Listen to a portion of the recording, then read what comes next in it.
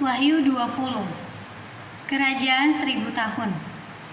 Lalu aku melihat seorang malaikat turun dari surga memegang anak kunci jurang maut dan suatu rantai besar di tangannya. Ia menangkap naga si ular tua itu, yaitu iblis dan setan, dan ia mengikatnya 1000 tahun lamanya.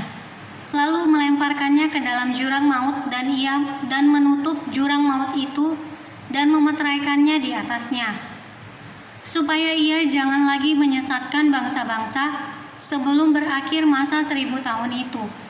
Kemudian daripada itu ia akan dilepaskan untuk sedikit waktu lamanya. Lalu aku melihat tahta-tahta dan orang-orang yang duduk di atasnya. Kepada mereka diserahkan kuasa untuk menghakimi. Aku juga melihat jiwa-jiwa mereka yang telah dipenggal kepalanya karena kesaksian tentang Yesus dan karena firman Allah,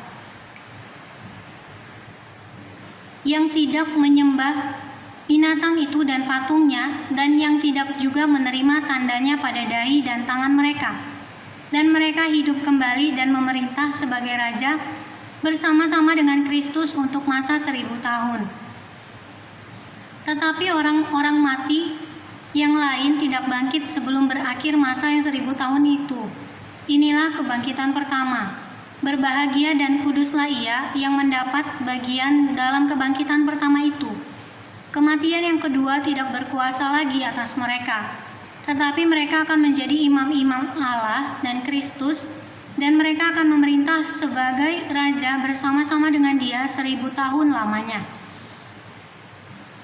Iblis dihukum, dan setelah masa 1000 tahun itu berakhir, iblis akan dilepaskan dari penjaranya, dan ia akan pergi menyesatkan bangsa-bangsa pada keempat penjuru bumi, yaitu Gog dan Magog, dan mengumpulkan mereka untuk berperang, dan jumlah mereka sama dengan banyaknya pasir di laut. Maka naiklah mereka ke seluruh dataran bumi, lalu mengepung perkemahan tentara orang-orang kudus dan kota yang dikasihi itu. Tetapi dari langit turunlah api menghanguskan mereka. Dan iblis yang menyesatkan mereka dilemparkan ke dalam lautan api dan belerang, yaitu tempat binatang dan nabi palsu itu, dan mereka disiksa siang malam sampai selama-lamanya. Hukuman yang terakhir. Lalu aku melihat suatu tahta putih yang besar dan Dia yang duduk di atasnya.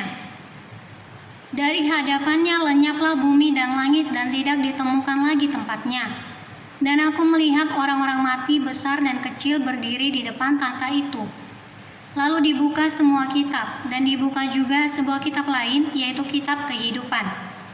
Dan orang-orang mati dihakimi menurut perbuatan mereka, berdasarkan apa yang ada tertulis di dalam kitab-kitab itu. Maka laut menyerahkan orang-orang mati yang ada di dalamnya, dan maut dan kerajaan maut menyerahkan orang-orang mati yang ada di dalamnya.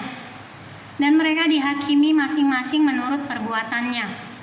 Lalu maut dan kerajaan maut itu dilemparkanlah ke dalam lautan api. Itulah kematian yang kedua, lautan api. Dan setiap orang yang tidak ditemukan namanya tertulis di dalam kitab kehidupan itu, ia dilemparkan ke dalam lautan api itu.